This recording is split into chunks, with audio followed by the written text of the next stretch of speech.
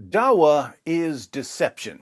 And if you want proof that dawah is deception, just take a careful look at any of the arguments that Muslim scholars and apologists use to show that Islam is true. Take one of their favorite so-called scientific miracles of the Quran, the miracle of iron being sent down from outer space. Muslims are extremely proud of this miracle, so there are endless videos about it on YouTube. Quran miracle, God sent down the iron, confirmed by Discovery Channel. Miracle of iron in Quran and science. Quran, iron was sent down from space. Iron, scientific miracles of Quran, animated. Iron was sent down from outer space, revealed in Quran. Evidence the Quran is from God. Iron in the Quran. Scientific miracles of the Quran. The mystery of iron. In videos like these, Muslim scholars and apologists quote part of Surah 57, verse 25 of the Quran. They always quote part of it. Why? Because, as we'll soon see, quoting the full verse would ruin everything. So they only quote part of it. Surah Al-Hadid is surah number 57 of the Quran, and Allah uses the word, we sent down iron. We sent down iron. The Quran says the following on the origin of iron. We sent down iron with its great inherent strength and its many benefits for humankind. The following is stated in verse 25 of the chapter of Al-Hadid. And we also sent down iron, in which there lies great force, and which has many uses for mankind. Does the echo help make it sound like it came from God? Dawah is deception. Then they draw attention to the sent down part. The thing of it is, Allah speaks about creating lots of different things in the Quran. But for all of them, He uses a verb called khalaqa, or to create. He created the heavens and the earth. He created life and death. He created. But when He speaks of iron, He didn't say He created it. He said, He sent it down. He sent it down. God uses the words sent down for iron. It is clear from the verse that iron is not an earthly material, but was sent down for the benefit of humanity. The word anzalna, used for the formation of iron in the verse, means we sent down. Then they show that, according to modern science, iron was formed inside stars billions of years ago. The stars exploded, sending iron through space, until some of it ended up right here. In the 20th century, geologists coming to certain agreements about the beginnings of the earth, one of them being that iron is not part of the original earth, it actually came to the earth in the form of meteors and was buried deep into the core of the earth. Iron is not natural to the earth. It did not form on the earth but came down to earth from outer space. Scientists have found that billions of years ago, the earth was struck by meteorites. These meteorites were carrying iron from distant stars which had exploded. Iron can only be produced in stars much larger than the Sun, where the temperature reaches a few 100 million degrees. All astronomic discoveries have put forth that the mineral of iron comes from huge stars from outer space. Iron is an element we find, but as scientists tell us that iron is not made on Earth. Rather, it is made inside super red giants. The stars that are red supergiants, that's where iron is made, and it comes from the sky and is brought down to the earth with the meteoroids and others hitting their planet. And that's where it came from. That's what scientists, they tell us today. The Quran, it told us this in chapter 57, verse 25. So the Quran says that iron was sent down. What does this tell us about iron? It tells us that it came from outer space to fill the world with terror, to bring you unforgettable suspense. What conclusion should we draw? So the word used, iron, we sent down iron, becomes a very accurate depiction of the reality of iron because it was sent down. The fact that iron came down to earth from outer space is something which could not be known by the primitive science of the 7th century. It is not possible for this knowledge to be known in the age when the Quran was revealed, that is, 1400 years ago.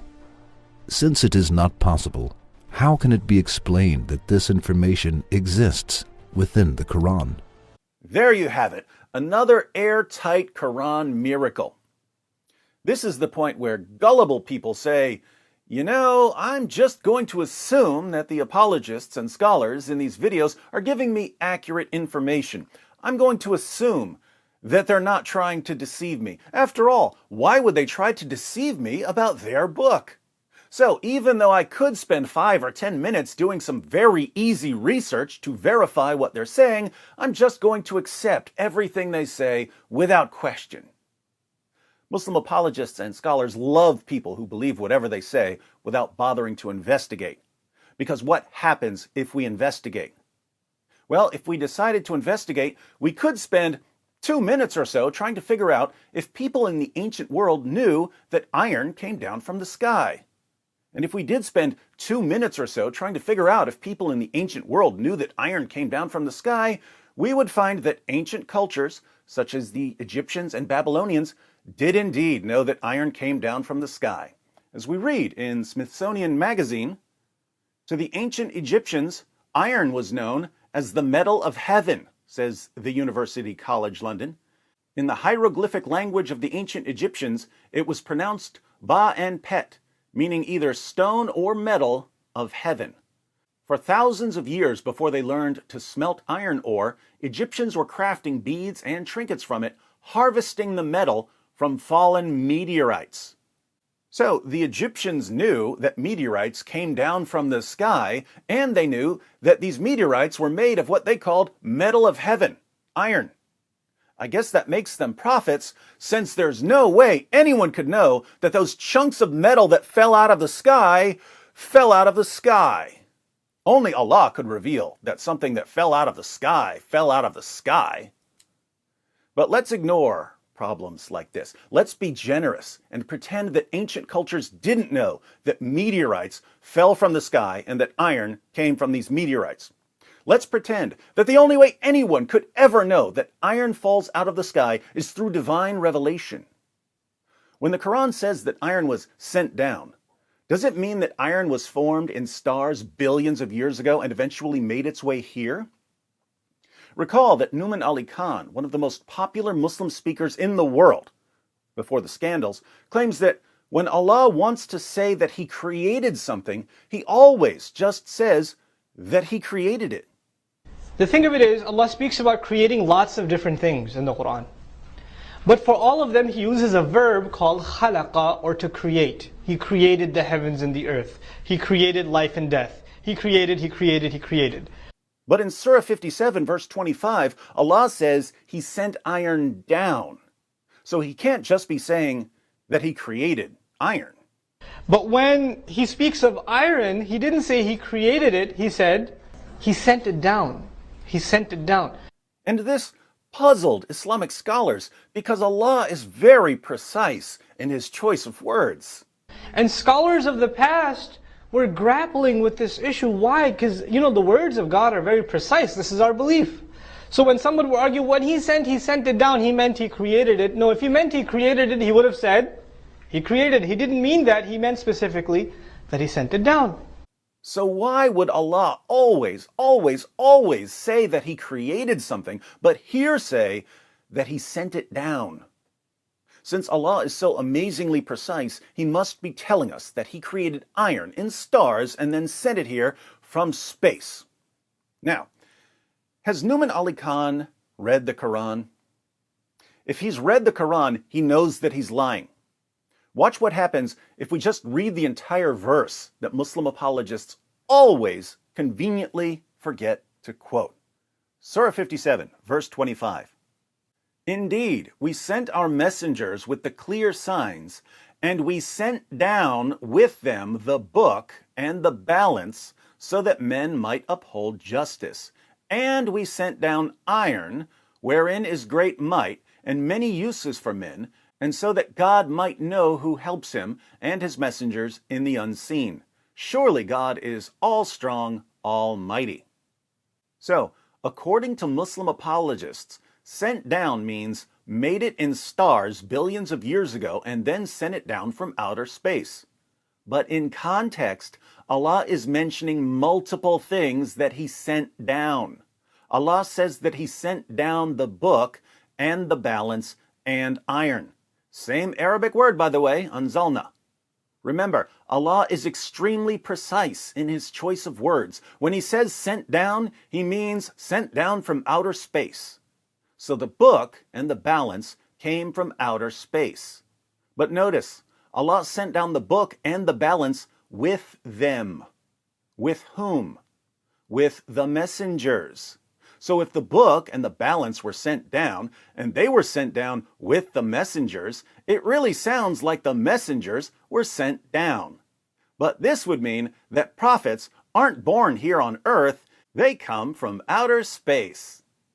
Now you know why Muslim apologists only quote part of the verse. If they quoted the entire verse, people would see an obvious problem with the argument, and people might start to wonder if sent down really means that Allah formed something inside stars and sent it down from outer space. People might even decide to do a quick search and see what else Allah sent down in the Quran. If they do that, here's what they'll find. Surah 2, verse 22 talks about Allah, who has made the earth your couch and the heavens your canopy, and sent down rain from the heavens. Sent down rain from the heavens. He specifically says that He sent rain from the heavens. That has to mean from the stars, right? I mean, Allah is extremely precise in His choice of words, after all. I'll just remind you that rain is part of the water cycle here on good old planet Earth. Surah 2, verse 57. And we caused the white cloud to overshadow you, and sent down on you the manna and the quails. Allah sent down manna and quails. Where did He send them from? From outer space, right? That's what sent down means, doesn't it? So Allah didn't simply blow a flock of quails from one place on earth to another place on earth. No. He made these quails inside stars billions of years ago and sent them to earth. Surah 39, verse 6. He created you all from a single person, then created of like nature his mate. And He sent down for you 8 head of cattle in pairs. Allah sent down cattle. Notice, with the rain and the manna and the quails, these things were at least coming down from somewhere above us. But Allah says that He sent down cattle. What does that mean? Should be an easy question because Allah is precise, and He wouldn't say sent down unless He meant sent down from outer space. If He had meant created cattle, He would have said created cattle. But that's not what He said. He said sent down, and that means sent down from outer space. So cows came from outer space. How's the Quran lining up with modern science? Surah 7, verse 26. Allah declares, O children of Adam, we have indeed sent down to you clothing to cover your shame. Same super precise Arabic word, anzalna, Allah sent down clothing. So clothes come from outer space. Look at my pants with the eyes in your face. My legs are covered in outer space. Space pants. Now, we could keep going. Allah says He sent down the Torah. He sent down a surah of the Quran. He sent down His tranquility and sent down hosts of angels and sent down light and sent down food. He sent down punishment on those who dismember the Quran. Wow, the Quran has been dismembered? I wonder why Allah chose that word. So Allah sent down the balance, He sent down rain, He sent down manna, He sent down quails, He sent down cattle, He sent down clothing, He sent down the Torah, He sent down a surah, He sent down tranquility, He sent down angels, He sent down light, He sent down food, He sent down punishment, He sent down iron. How scientifically precise is this word? It sounds like the least precise word ever. Do Muslim scholars and apologists know that sent down is extremely imprecise? Do they know that it makes no sense to claim that sent down means formed in stars and sent down from outer space when the Quran claims that cattle and clothing were sent down? Of course they do. But what do they tell their listeners? They tell their listeners that when Allah is talking about creating something, He says He created it. But in this special place in the Quran, Surah 57 verse 25, where He says that He sent down iron, He's using an extremely precise word that can only mean He sent it from outer space. You know, if I saw a Christian scholar doing this, just lying for some cheap evangelism points, I wouldn't trust him anymore. But for some reason, Muslim scholars and apologists can deceive their listeners over and over and over again, and it never seems to bother their audience. What does this tell us about their religion? Nothing good, I'm afraid. There is more we could say on this issue. For instance, we could point out that according to Surah 41, verses 9 through 12, Allah created the earth and its mountains and its food. I'm sure you know that the earth has an iron core. By weight, iron makes up about a third of the earth. So if the earth was up and running, then iron was already there. But it was only after the earth was up and running with its iron core that Allah created the stars. Obviously, stars weren't created billions of years before the earth if they were created after the earth. Now, Muslim scholars and apologists could always claim that Allah isn't being literal in Surah 41. But there are two problems with this response. One, these Muslim scholars and apologists are the same people who tell us that Allah is shockingly precise in His choice of words. So why would He use the least precise word in history to tell us where iron came from, but then give us a precise sequence of events to say the exact opposite of what He means? Two, I can't believe anything these scholars and apologists say because they never stop lying to us. How many times do we have to catch them lying before we all realize that dawah is deception? Let me ask our Muslim friends out there, those who aren't scholars or apologists, why doesn't it bother you, even slightly, that your favorite scholars and apologists can't defend your religion without deception? Why are the heroes of dawah the biggest liars in the world? Why would the truth need their lies? You tried on that. You tried on that. You tried on that. It just backfired on you. You tried on that. You tried on that. You tried on that. It just backfired on you. This is a part of our religion. There's a reason to it. Yeah?